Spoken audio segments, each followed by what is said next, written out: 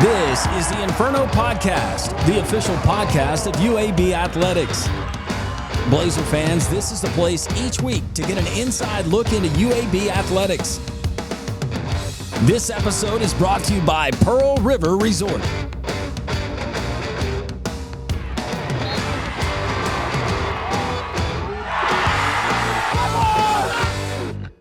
Welcome into the Inferno Podcast. I'm your host, Landrum Roberts. It's episode 45. Today's podcast being brought to you in part by Legacy Credit Union, the official credit union of UAB Athletics. We're going to talk UAB football today. One of the newest additions, one of many for Trent Dilfer and the Blazers for 2025. He's an state of Alabama product. It's Eli Ennis, linebacker from Ohatchee. We're going to talk to him about not only leading up to the point of arriving here in Birmingham, but big things that he has planned for the Blazers for 2025. That and so much more. It's episode 45. It's the Inferno Podcast. Stay with us. Trent Dilfer here, head football coach of the UAB Blazers. I want to tell you about my friends at Legacy Credit Union. Legacy began as University Credit Union in 1955 and remains committed to UAB faculty, students, alumni, and fans. Not only do they support the Birmingham community, but they are also proud sponsors of UAB and UAB Athletics. Visit LegacyCreditUnion.com and find out why you should become a member today. The Inferno Podcast, Blazer fans, we've made it really, really easy for you. There's a lot of different ways that you can consume this podcast each and every week, and we certainly appreciate you doing that. But you're going to appreciate it because we're going to keep you up to date on everything going on within the athletics program, the green and gold. YouTube, it's pretty simple. At Inferno Podcast UAB, like, subscribe, ring the bell, tell your family about it, your friends, your neighbors, spread it around the office. This thing is going to catch fire, literally. Appreciate you joining us there on YouTube, but also Instagram. You can find us Inferno_pod on Twitter, or the X if you prefer, at InfernoPod_UAB. On Facebook, that's kind of the OG, right? UAB Athletics. You can find it there on Facebook. And, of course, you can go to UABsports.com. We got links. We got all different ways. There is no excuse for you to miss the Inferno Podcast each and every week. The if in life, it's a world of possibilities. If you go for a night out with friends, if you can keep an eye on your money along the way, if you know you have overdraft protection with no fee transfers from savings, when you get a low balance alert, it's easier to say yes to fun. If that sounds good, try Regions Life Banking. Stay ready for the if in life. Regions Bank, embrace the if in life.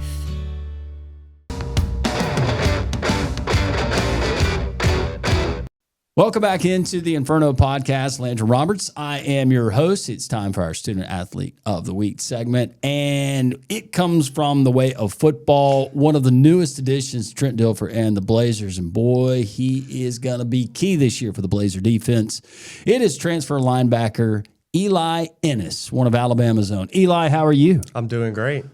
First of all, let's start for our viewers. Those of you listening, you can't appreciate it, but pull up Eli Ennis. You got a great head of hair. I do.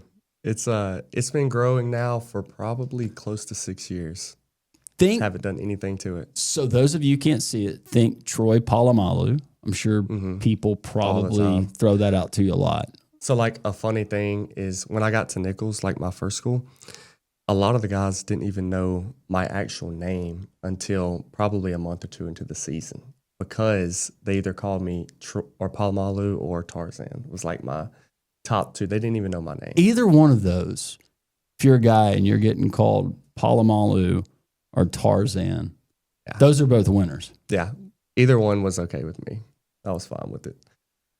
How often do you wash that hair? I mean, with football, in football season, I would say every day, just because I have to. It'll get dirty, whatever. But out of season, if I'm not doing anything, probably every 2 or 3 days. Does it get curlier than that? I don't know how it could, but with weather, can it get curlier? If there's no humidity and it's not hot and I kind of let it dry well, it can. Have you ever tried to straighten it? I have. Your girlfriend, I guarantee you, was like, "Hey, let's straighten it." It's to like a little bit past the middle of my back. when it straightened. You have a girlfriend, and she actually came with you from Nichols. She did. So she's here. Is she jealous of your hair? I mean, I'm not going to say she's jealous of it, but when we go out in the public, I'm usually getting a lot of comments on my hair. So that's all I'm going to say. Yeah.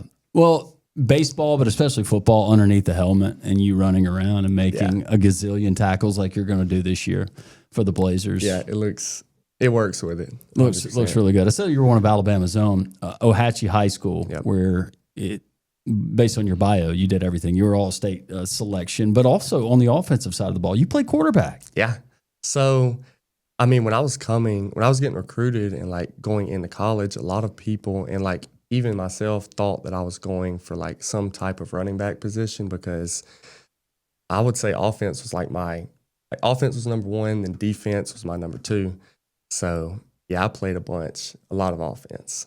Did a lot of things on the offensive side of the ball. And with your size, you're a football player. They're going to find a space for you. Why naturally were you moved to the defensive side of the ball when you arrived at Nichols? I think just like my build, and when I did play, I played a little linebacker in high school, and I played a lot of safety. So my thing when I got to college was like, I didn't know I was at safety, but it was still kind of up in the air of where I would play. And then I started to gain weight and kind of moved away from that offensive physique and like started to get bigger.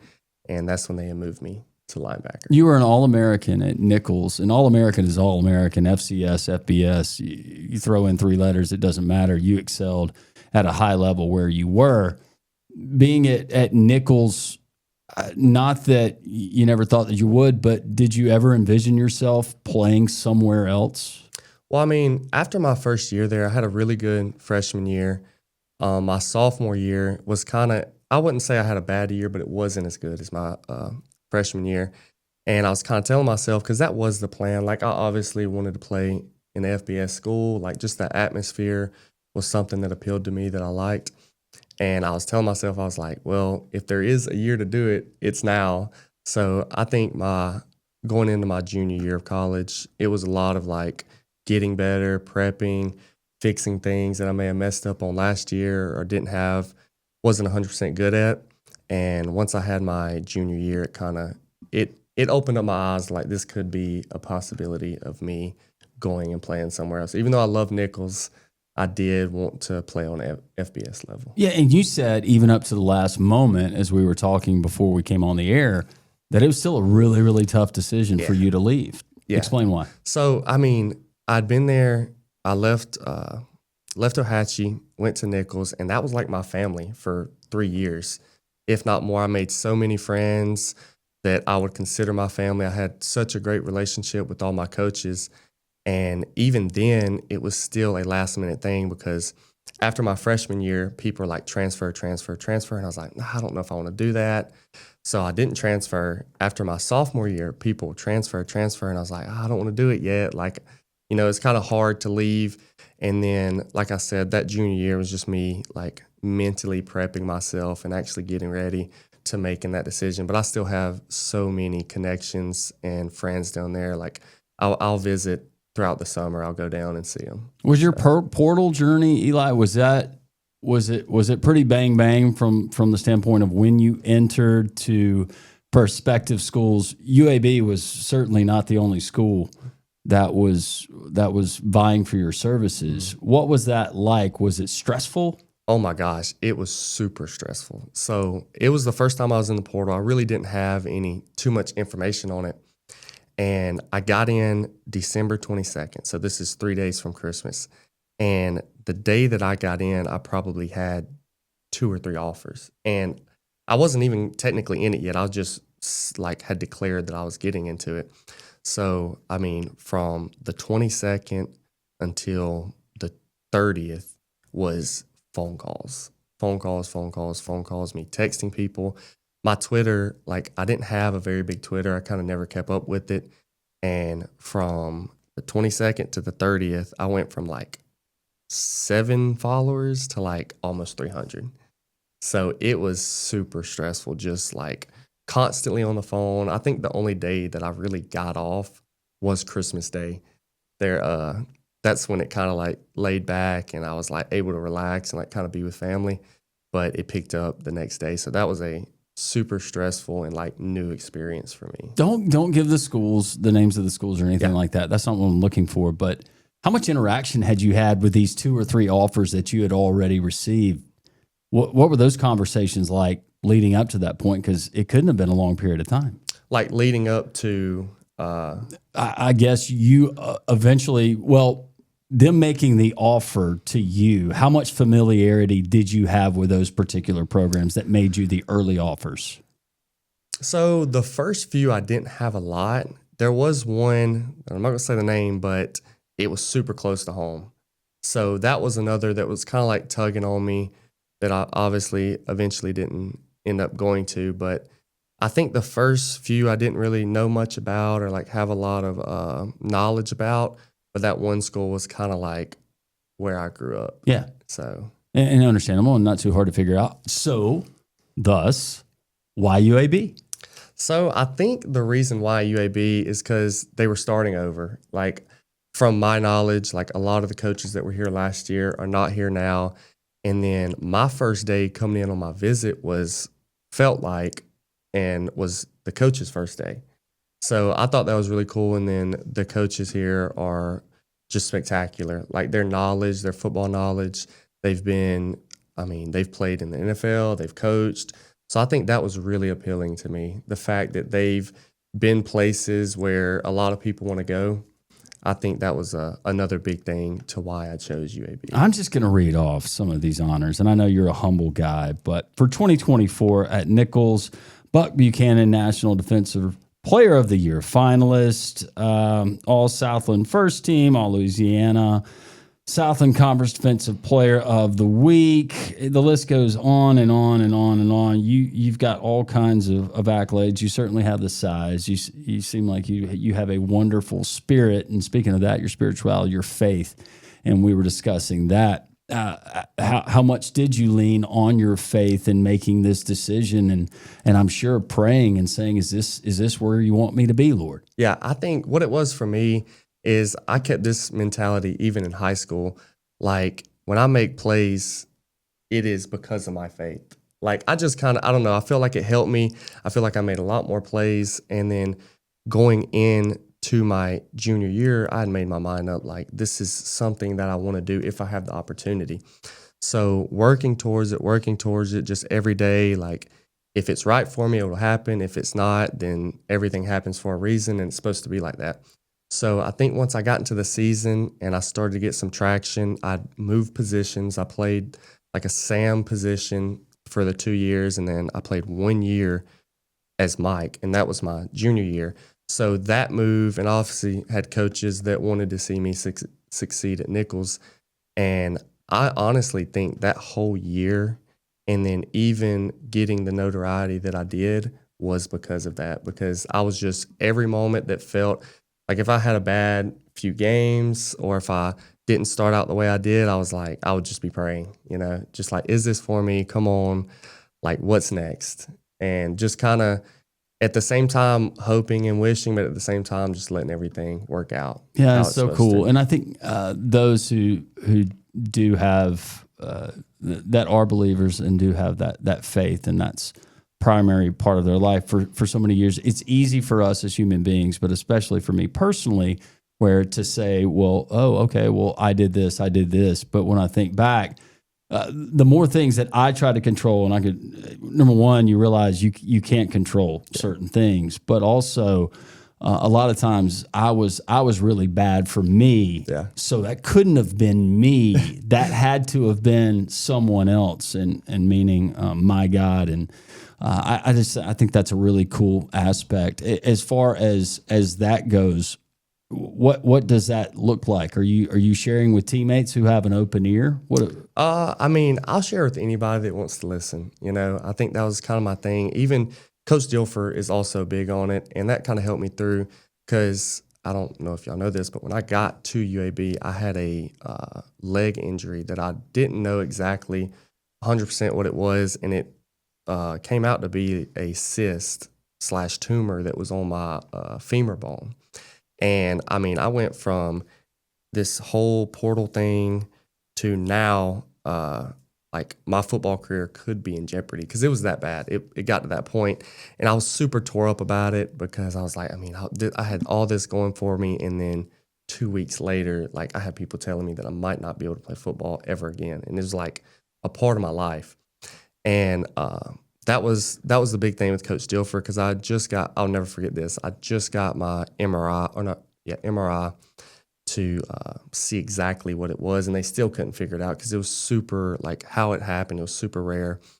And I go in to Coach Dilfer's office, and he was kind of saying that same thing. He was asking me about faith and like who my trust was in because I was super tore up. I was like, he was kind of there to comfort me.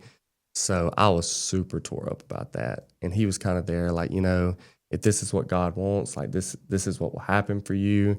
He's like, you can't look at it as, oh, why me? Why me? Like, this is for you. This is what, I forget how he worded it. This is what is going to make you you. Yeah. Is this how you respond to this injury? And so, yeah. Puts things in perspective, right? Yeah. And we put everything in perspective, and it's certainly not about wins and losses. But here on this podcast, we will, and a lot of UAB fans asking the question, college football fans, because of now the fluidity of the transfer portal and what it means. And a lot of times you're changing roster from year to year. You don't know what to expect. You have new coaches. But based on what you've been able to observe and being a part of UAB's football team, and being with that locker room full of new faces and new guys and new friends, just on the defensive side of the ball, what can you tell us? I mean, what I'll say is, so when I got there, it was like a whole new team for me because I think I don't know the exact number, but we have 6 linebackers, 4 of them were brand new. So, I mean, coming in, I didn't feel ever like I was like the odd one out or this guy coming in, like, who is this? Because it was kind of like that for everybody. It's like all these new faces, and it was so much easier for me to fit in and be comfortable with asking questions, doing this, doing that, because it's like we're all new. We all have something to prove here, and we're all just working to that end goal.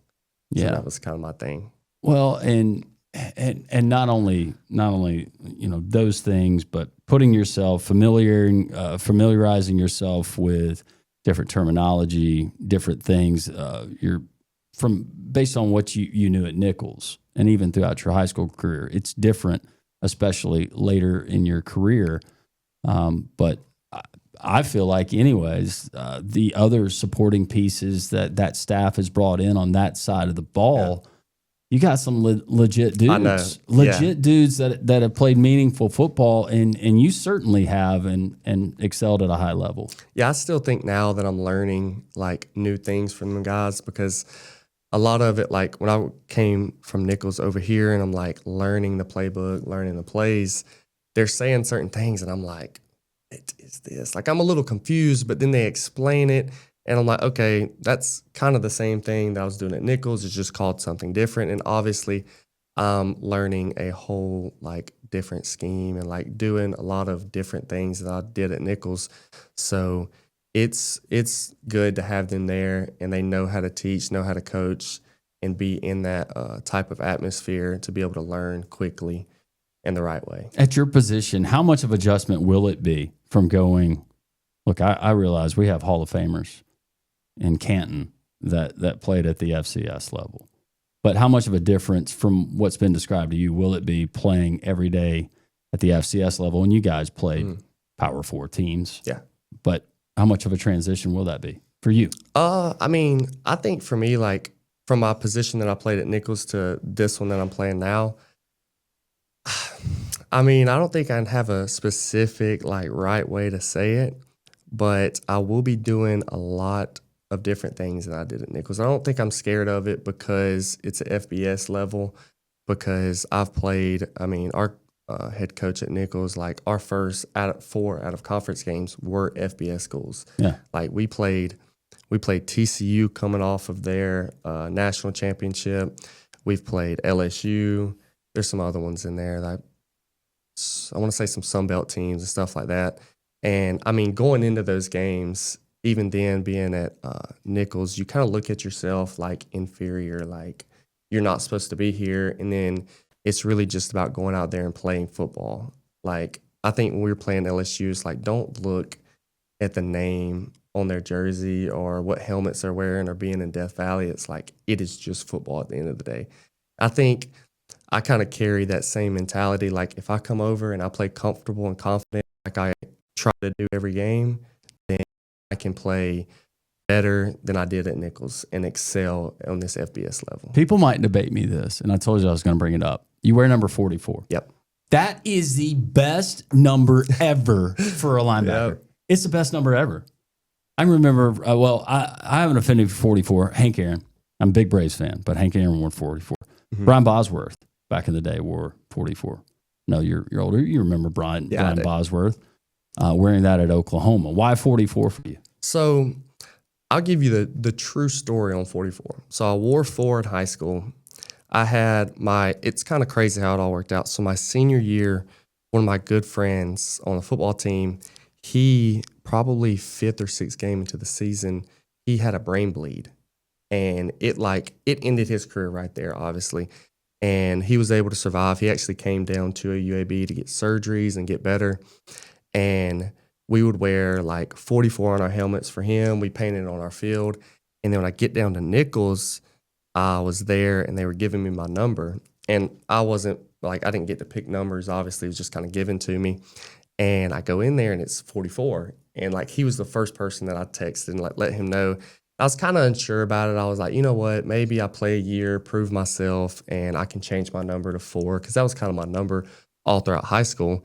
And then after that first year, I was like, I think this number is me. Like, if I think there's any number that I can play in and that fits me the best is 44, because it just fit me so perfect how that. And I kind of, once they gave it to me and I played in it, I contributed it to my friend that was in high school, kind of him. And then my junior year, I kind of got the, I wouldn't say a nickname, but I was just being commented on it, like among the coaches and stuff.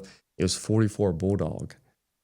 Yeah. So I was getting that, and I was like, you know what? When I was coming to UAB, I was like, I got to keep 44. That is my number. I can't see myself in any other number than 44. That's a great number. Can't wait to see you wear it. Yeah. We got the lightning round coming up next. More with our new friend, Eli Ennis, here on the Inferno podcast. Welcome back into the Inferno podcast. Landon Roberts, UAB linebacker, Eli Ennis. It is time for the lightning round. We're just going to spring some questions on you, and you answer them best you can. You ready to go? Yep. What's the most challenging aspect to the linebacker position that most people would not know? I would say the most challenging that I think a lot of linebackers can agree on this is dealing with O-linemen. The fact that you have to deal with O-linemen, but you also have to go out here and guard some of these running backs, tight ends, I think that can be hard, is something to get used to. Is it safe to say, Eli, that, this is a follow-up, O-linemen hold on every play? Oh my gosh. I think, O-linemen are bad. I think tight ends are worse. Tight ends? Yes. From my experience, tight ends are worse. Those are guys that really don't want to block. They've always thought of themselves as wide receivers, and don't want to take the time to really develop their craft and the craft of blocking. That's what you're saying. Well, I wouldn't say that. That's what I'm saying. Yeah, that's what you got. But I just think it's, I don't know, they're not. O-linemen can use a lot of strength, and then when you're going up against tight ends, you're kind of evenly matched. And I think sometimes they get a little handsy and start to grab. Yep. Yeah. You can't let them get inside. Yeah, you can't let them get close. I would ask you another follow-up. I'm not going to do that. Okay. If you could be any animal, Eli, what would you be and why? Okay, I like this one. I would be a panther. Panther? Panther. And the reason I say panther is because the mixture of strength and agility and stealth, those have always been my favorite animal. And panthers hunt. Yes. And as a linebacker, that's basically what you're doing. Exactly. You're hunting. Exactly. I like that.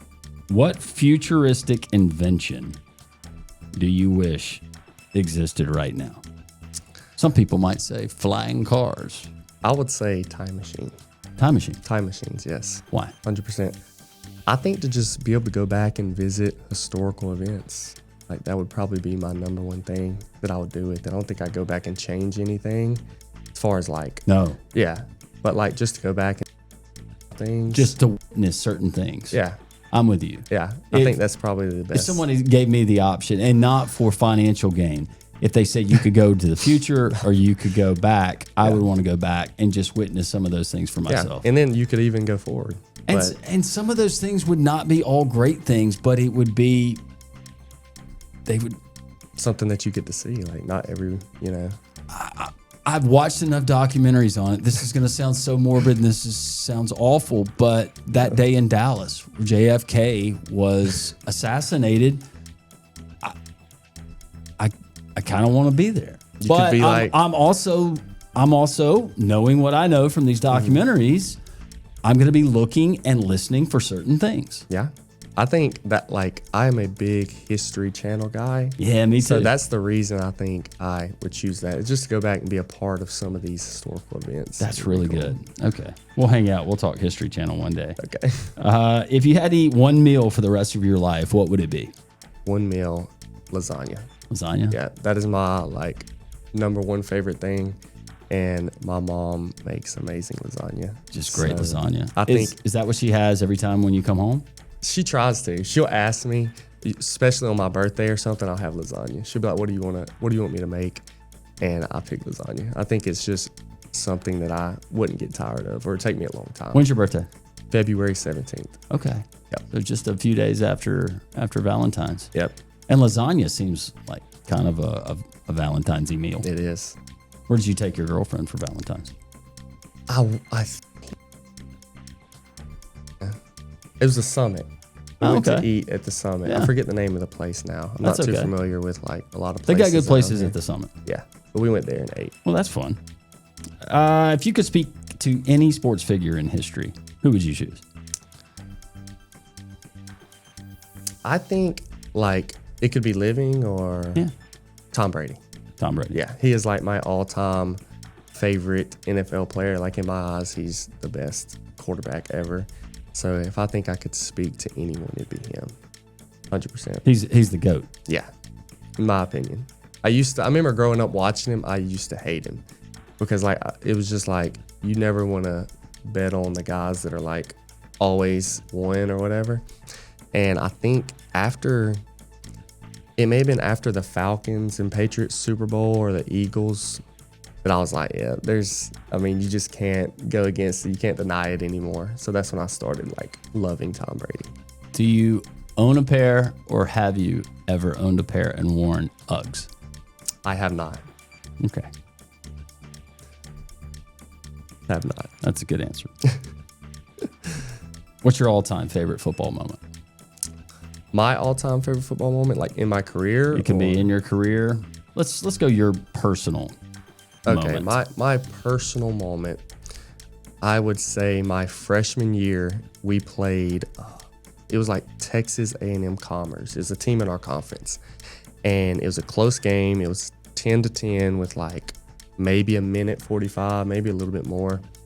And I came in on blitz and kind of ran free and ran the quarterback, like tackled him / ran him out of bounds, and it was a safety in the back of the end zone, and we won the game 12-10. Yes. We ended up winning the game. I think that, and this past year we played McNeese, and it was a 19-24 game. There was probably 20-something seconds left, and I was like ratting the quarterback, just kind of like hovering and making sure he didn't get try to run out of the pocket. And he throws it right above my head. And as soon as I turn around, like the receiver's getting like tackled / like held up. And I just ran up and took the ball, like just kind of ripped it out of his hands, and we won the game. And that was homecoming of that year. So I think those two were like in college were my favorite moments. And they should be really cool moments. What tip would you give someone who's starting out this year as a freshman in college football?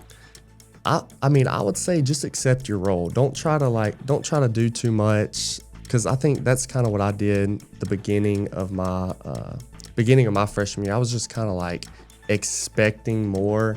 And then I felt like when I played comfortable and I just kind of like got over the intense, like, oh, having to do this, having to do that, and got settled in is when I started to actually play. And I feel like that's helped me throughout my whole career. So I would say that and just staying consistent. Like in anything that you do, if it has to do with working out, field stuff, anything, is just stay consistent, because by the time you get to that second or third year, you're going to be where you want to be. Spoken like our leader. That's consistency to me is one of those traits of being a good leader. Yeah, I think that's been my steady Eddie. My kind of whole thing through high school and then into college was just staying consistent in working or doing whatever. Hobbies that take up your time outside of football. Hobbies that take up my time. I would say working out. I love to work out. That is like one of my top hobbies. When I do go back home, we live like on a farm pretty much. My brother has this big, like, he has a bunch of animals and stuff. What kind of animals? We got goats? Yes. Chickens, goats, ducks. He's been thinking about getting some like emus and llamas and stuff. But those are, I think when I go back home, like those can be an all day thing. Are you tending the farm? Are you feeding the animals? What are you doing? So I think it's a little bit of both. Like you have to feed them, and then you also have to clean up sometimes after them. They can get. I can imagine. In certain spots, certain things you let them do what they do, but it's a lot of like moving them here to this spot, and then you got to move them over here for these animals to eat. So I think those top two right now would be like taking up a lot of my time. First concussion I can ever remember, Eli, I was at a cousin's house and they lived on a farm. Mm. And me being from the city, going there, I was just amazed. And there was a calf. And I don't know how old this calf was, but went up and calf had a name. And I'm watching this calf eat. And I am making the mistake of hovering my head right above the calf's head. Something like a horsefly, something comes in, gets the calf. Calf immediately raises his head to get. Yeesh. Yeah. I've never had helmet to helmet, seeing stars, tasting metal in my mouth. Confirmed concussion, I think. My mom would argue because she said I had one every birthday party I ever went to. Yeah. But yeah, that was. I've never had any injuries like that with the animals. That doesn't surprise me. That sounds like something that would only happen in Landrum. Who is someone you model your on-the-field approach after? On the field? Yeah. Is there a player? I wouldn't say there was any specific player, but my brother. He kind of got me into football, and like when I was in 4th grade, I would go over to my brother's house and we would do football drills. We would work out. We'd be like out on the front lawn or in the garage working out. So that's kind of what got me into football. And he played high school football around here, and he played a little bit of college.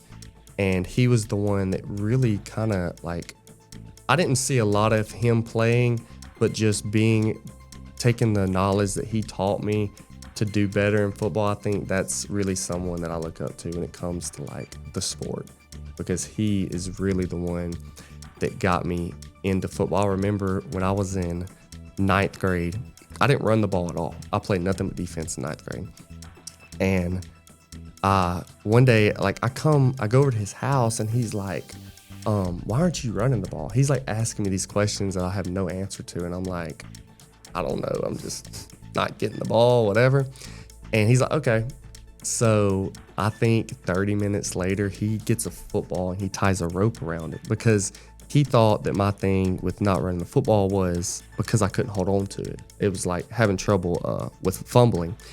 And he lived in like kind of a subdivision, and we go outside to this spot, and it's kind of a hill that goes all the way up. There's no trees though.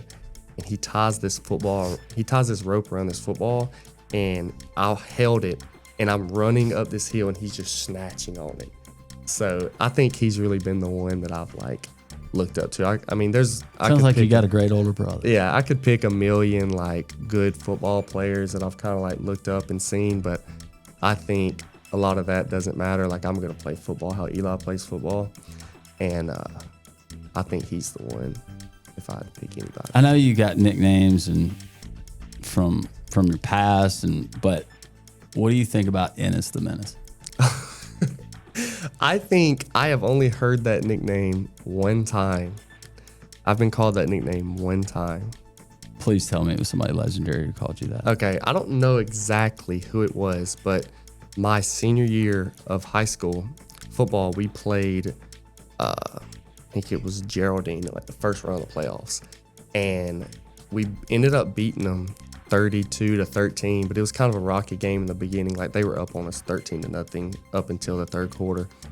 And I had 5 touchdowns that game, and we beat them 32 to whatever it was. And they had put an article out like that Wednesday of that next week, and it was Ennis the Menace. Ennis the Menace. Yeah. So that was the first time I've heard it, and I've heard it from like other like players call me or whatever, but I think that's the first time I heard it. And you're okay with it if I just, when I see you, I'll call you that. Yeah, that's fine. Or they're on the sideline, you're coming off the field, make a good play, and I'll give you a fist bump and be like, that's Ennis the Menace. 100%. Okay, I'll promote that. After health science is your major, what are your plans after football? So I wouldn't say there's anything after football, and the reason I say that is because I do want to get into coaching and being a part of things. I went last week to a football camp that one of my friends from high school, his name's Dominique, and he plays at Ole Miss right now. I went to high school with him, and he had held a camp that I haven't been able to go to these past few years because I've been in Louisiana, and that was my first one. And he was like, this is the most people that have ever showed up at this camp. There's probably 50 kids there. And that was really fun. I mean, I've always wanted to get back into it, but being there and just how those kids look up to you. Working with young people. Yeah, and like how you can like start a path for them that a lot of people don't get, and just seeing it in their eyes, like I want to be a part of that and continue to be a part of it. Well, if you never make another tackle, I can go ahead and predict a lot of success in whatever you do.